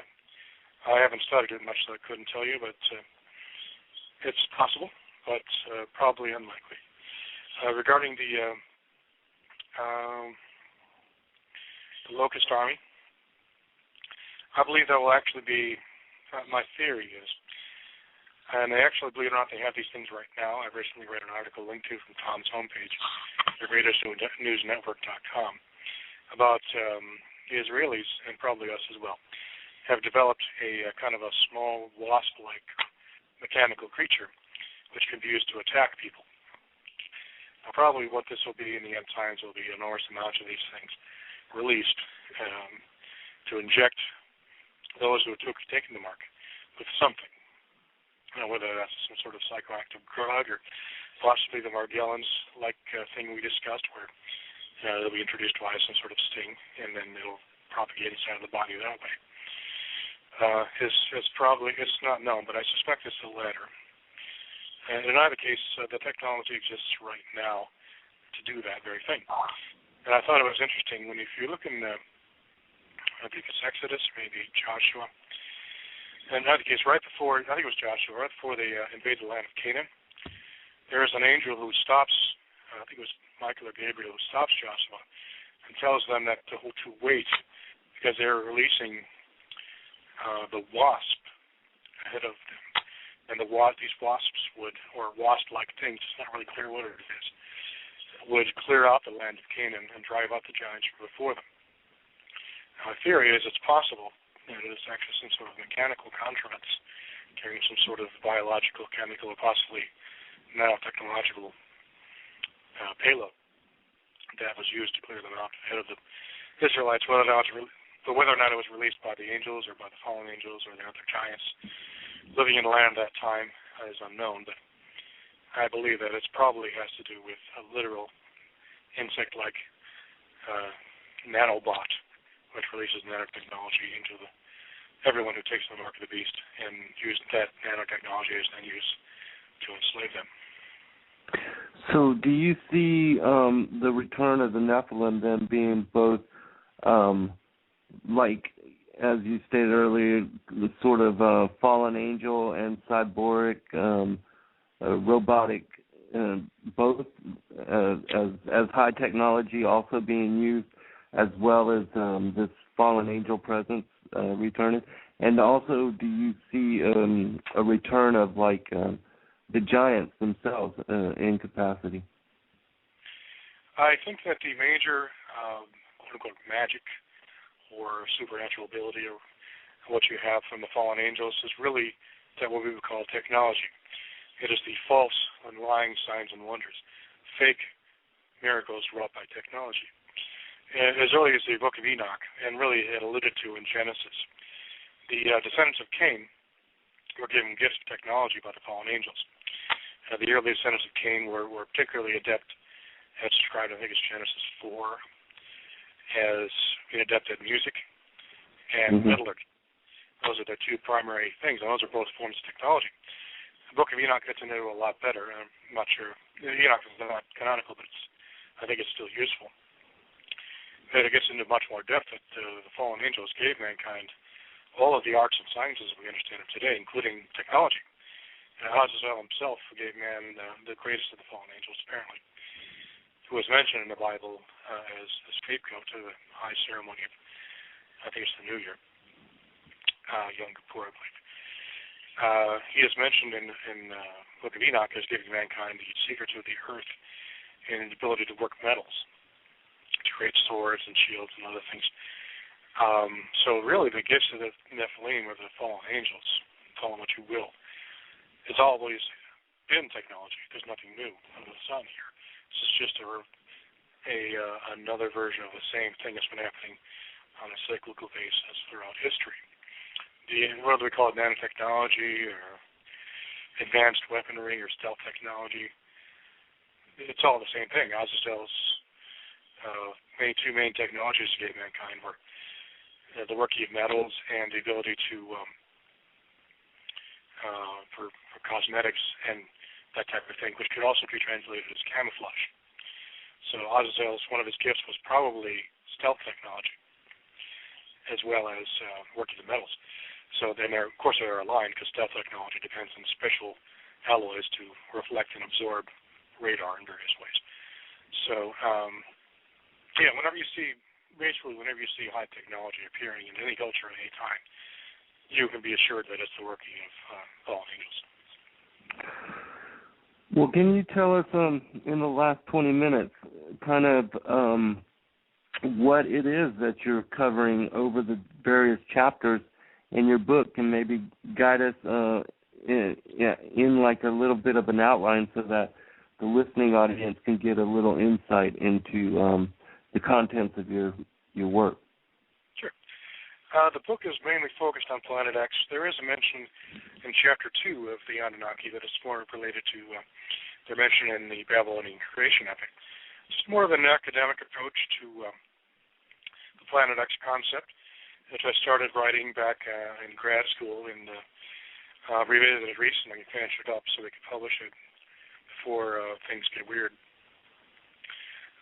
It's divided into 7 chapters, which are reminiscent of the 7 tablets of Enumerations, kind of a homage to the ancient creation epic, even though it's mainly biblical in orientation. I also wanted to give proper respect to the Babylonians, who did a superb job of keeping this information in a very unique and effective format for transmitting the knowledge of Planet X. They did quite a good job. And also, in my opinion, it's impossible to decode many of the references to Planet X in the Bible without understanding Enumerations. That's been the academic community, the mainstream biblical academic community, has written at length about the similarities between the two, even though they say that the Israelites version was derived from the Babylonian. In my opinion, it was actually from a root tradition of which Babylonian was another branch. And I discussed that in Chapter 1, which I call God's Conflict with the Dragon in the Sea, which is a homage to a book of the same title written by a man, I think his name is John Day, about the description. The majority of the creation references in the Bible are not in the book of Genesis. They're actually in the Psalms and Isaiah and the book of Job. And in many of these descriptions, the creation is described as being the result of a conflict between God and the dragon, variously called Rahab or Leviathan, or simply a dragon, which is the Hebrew word Tanin. And in this description, it's said as a result or right after the defeat of the dragon, God created heaven and earth. And of course, by itself, this seems interesting. Maybe it's just a mythological allusion to Canaanite mythology. But if you read Enumerations, in some cases when I go back to the Hebrew, it's almost literally the same terminology. It's a description of God dividing the dragon into heaven and earth, twisting its tail into the rakia, which is the Hebrew word for firmament. And then in English, the word rakis, which is a cognate to rakia, the Hebrew, means exactly the same thing. And it gives more detail. The rakis is actually literally a hammer of heaven, and it is described Marduk, for this planet, twisted Tiamat's tail into a circle in heaven, which is literally called a great band in heaven, or the Derma in the Akkadian. So what they have in both the Bible and in the Enuma-Elish, parallel texts, is a description of a creation of what could only be the asteroid belt. And so I'll get into that. I'll get into that later on in the book, but that's just basically, I allude to it in chapter 1, how basically Enuma-Elish, the Bible has all this information about the creation being done as a result of conflict between God and the dragon. And also, not only does God defeat the dragon in the beginning, in Isaiah 27:1 it says that God will defeat the dragon Leviathan in the end times. And this is where you derive the concept of the dragon being defeated in the book of Revelation. The dragon is revived in the end times because Isaiah had prophesied that very thing would happen again. And the dragon is, of course, a description of the power of evil in the earth, rather than literal red dragon like you would find in The Hobbit or something like that. Though I find the idea that The Hobbit will be republished or remade as a film again, probably in 2012, more than a little interesting because it features a red dragon. But that's another story. So basically that's the thesis behind God's conflict with the dragon of the sea, the first chapter, is to show the reader, who's assumedly Christian, because this is really a Christian book, though I think anyone would benefit from it who's interested in the subject of Planet X, that the creation idea in the Old Testament is actually primarily has to do with some sort of divine conflict between God and the dragon, a symbolic conflict which resulted in the creation of heavens and earth. Now that said, we'll go into chapter 2 and talk about how, which is titled The Astronomical Religions of the Ancient Near East, and talk about how in the ancient world all the non-Hebrew religions worship the gods, worship the planets as gods. They worship various natural forces, the wind, the rain, the sea, and so forth, as deities. But ultimately, all the greatest gods found their home as the planets.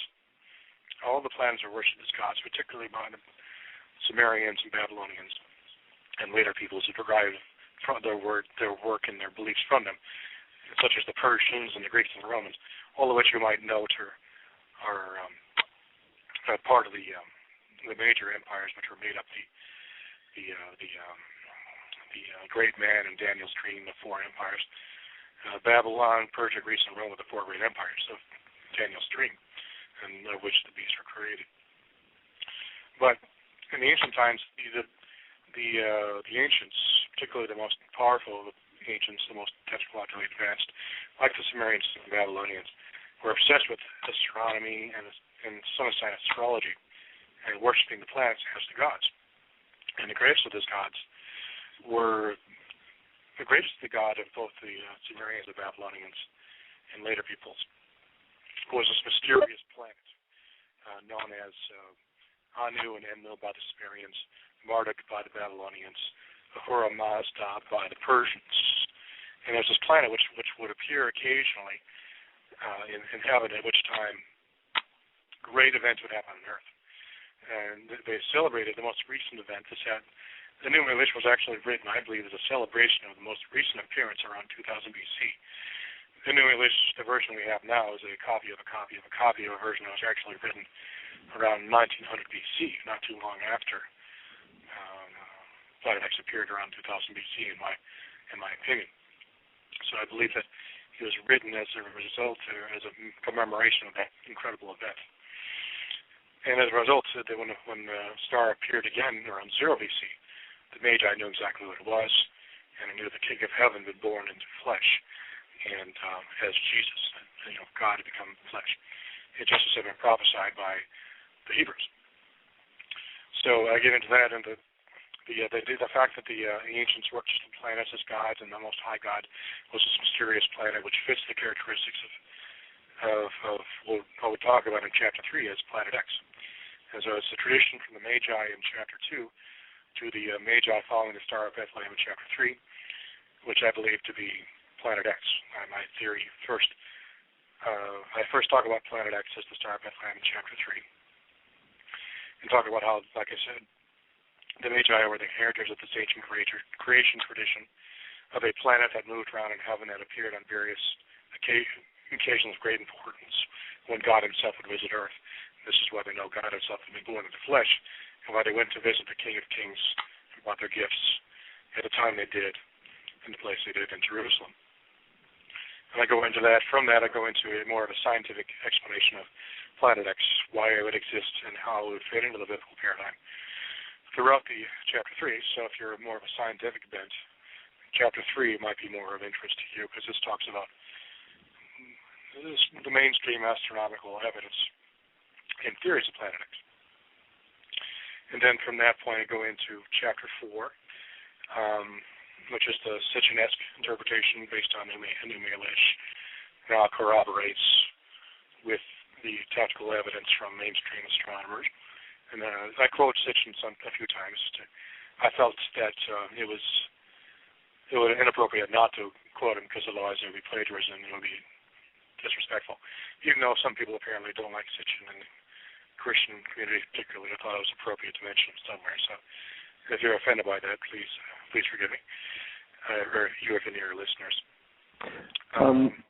Well, myself, I like to read everything, and I owe him a lot as far as what I've learned, with the Annunaki and the Sumerian teachings and all that too, and myself, I want to study whatever it is out there, get as many pieces of puzzle together so that I can put a bigger, picture together, get a clearer picture. And so, and the listening audience, they respect that here, because we read from a lot of the extra biblical books and the Apocrypha, and I even read from the Colburn Bible and the Sumerian teachings, and I'm not saying that all of these books are inspired in any way at all. I'm just, in fact, reading what they say so that the listening audience can just get a feel and make a determination for themselves afterwards, whether, they're interested in researching those things or not. Yeah, you have the right approach. That is a form of interpretation known as grammatical historical criticism, where you read not only the text of the Bible, but also related stories in the context it was written, so you'll understand fully the mindset of the writers. When I mentioned the God versus dragon combat, that was the ubiquitous creation paradigm throughout the ancient Near East. So when the writers wrote in that context and used that metaphor, they fit right into the context of the time. So you're right on track. You are actually a true academic because you're actually looking at the secondary sources. This is what the real good academics do. They look at Babylonian sources. They look at the Canaanite poems. They look at the Egyptian mythology. Does this make sense in context? And this has allowed us to corroborate, a lot of conservatives, to corroborate a lot of the biblical material as being right in the right time, because it makes sense in the context it was written. So we've been able to prove that the Bible is indeed an ancient document that was written at the time, or at least committed to oral tradition at the time it was committed. So I think you're right on track there. But there's been some mixed reviews based on the whole 2012 and Planet X.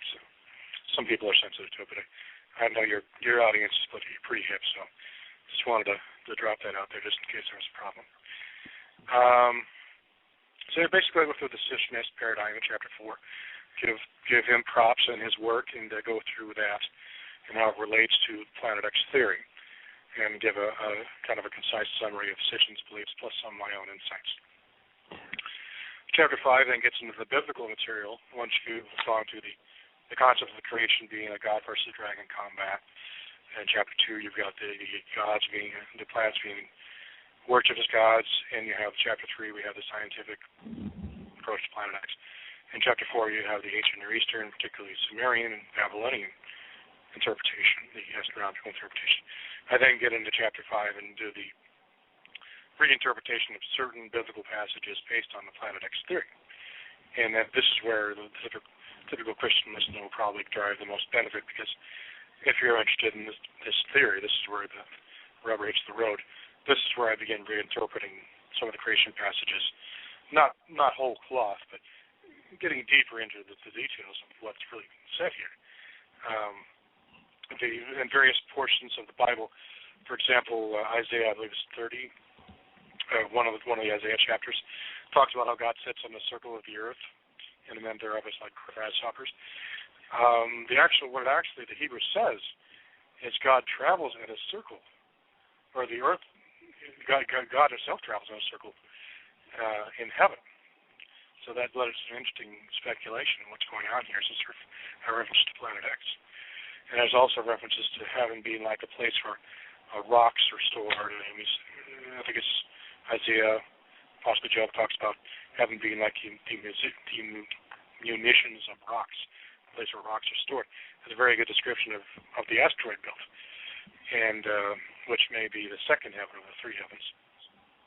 And I talked about the three different heavens. The first heaven probably is Earth's atmosphere. The second heaven, probably the asteroid belt where the planet X passes through, and it's part of its orbit. And the third heaven is the actual heaven where God lives, somewhere up in space, or possibly a higher dimension. But I get into that, and based on the planet X hypothesis and the planet X paradigm, and retranslate many of these creation passages scattered throughout the Bible, which otherwise were a little odd, particularly the stuff in Job. So sometimes just didn't make a whole lot of sense. But when you retranslate it to the concept of the planet X theory, they make a lot of sense. So that's what Chapter 5 is all about. And of course, in Chapter 6, I found that when I was doing my research into the creation material in the Bible, that by far the majority of the creation material is actually to be found in the book of Job. So much material that I decided that Job was actually not just wisdom literature, it's actually the Hebrew equivalent of the Babylonian creation epic. It is actually the Hebrew creation epic. And so I titled that chapter, Job, the Hebrew creation epic. It is a description based on the destruction of Sumer by a near flyby of Planet X around 2000 BC. This was used as an occasion to remember the ancient creation of God, the first time Planet X created Earth, by dividing it in half and moving it to a new position and creating the moon and so forth. The book of Job was used as kind of a commemorative remembrance of the creation, using the life of Job being destroyed by the meteorite that fell on Sumer and destroyed Sumer and their surrounding areas, and of course Job's flocks, which were literally destroyed by fire, just like the Sumerians were. And some of them were taken by bandits, of course. But many of them were actually destroyed by fire from heaven, as described in the book of Job itself. We've got 3 minutes remaining, Doug, just so you know, so you can get out the last chapter. Thank you.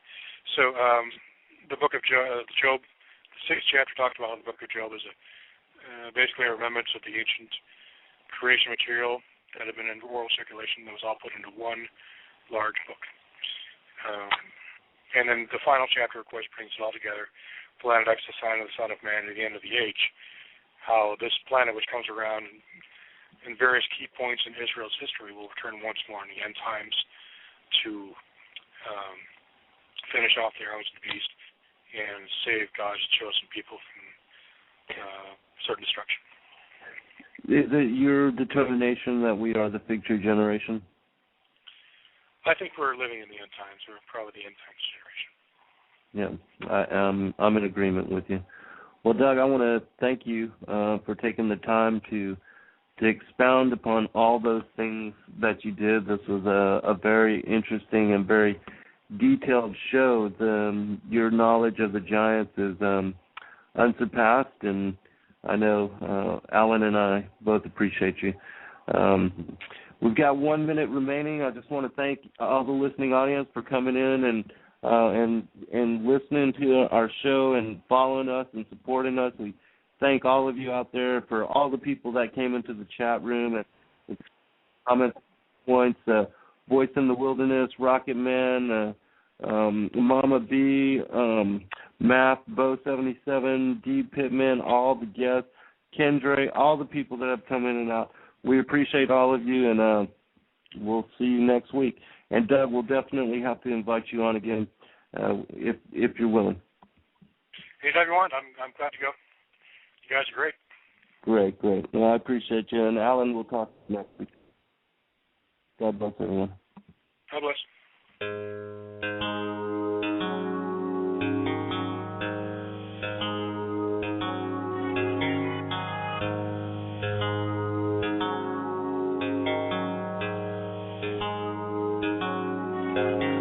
what exactly would you say if your child looked up at you and asked you about God and if He exists and if He's true, and wondered what would happen when someone dies? Is there a heaven? And what about that man up on the cross? Am I forgiven? How exactly would you answer those hopeful little eyes when you're college educated and convinced it's all a lie? Sure, you went to Sunday school when you were young, but that was then. You're above those simple thoughts now. The only God you know is man. Are you saddened and ashamed to tell this little soul that you don't believe in anything and have no reason and no hope? There's no heaven and no meaning. There's no purpose to our lives. Did you believe we're just evolved, random mutations come alive? You know better than an insect, son, and when you die, that's it. I've learned through education that good and bad just don't exist. It's all just evolution. It's survival of the fittest. And we can get you a prescription when your life becomes depressed. I'm sorry that I've crumbled all your hopes and all your dreams, but it's time you realize that life's not what it seems. Are you lost? Are you alone? Are you convinced that life does not make sense? Have you forgotten that God even exists? Have you replaced all that was real for a life of cannabis and created your own truth? A happy atheist? Are you lost? Are you alone? Are you convinced that life does not make sense? Have you forgotten that God even exists? Have you replaced all that was real for a life of cannabis and created your own truth? A happy atheist. You realize your answers could just shatter all these dreams and everything that ever mattered to this precious little being who had belief in certain peace and received that inner voice inside his conscience, and his conscious mind believed. And it sickens you to think, cause you've been driven by your ego and your greed, and he sees that you don't practice what you preach. You've lost your dignity and you've succeeded in destroying all beliefs and defeated all his real hopes and dreams. They might never be retrieved, and the flame within his heart almost completely is extinguished, and the holes within his soul are filled with mimics, and the message of God's grace within his mind has been diminished, because the answers that you gave him took a piece of his existence, and the power of your words were unforeseen, and in that very moment you destroyed the very purpose of his being. And now he's lost and alone, and he's convinced that life does not make sense, and he's forgotten that God even exists. He's replaced all that was real for a life of counterfeit and created his own truth.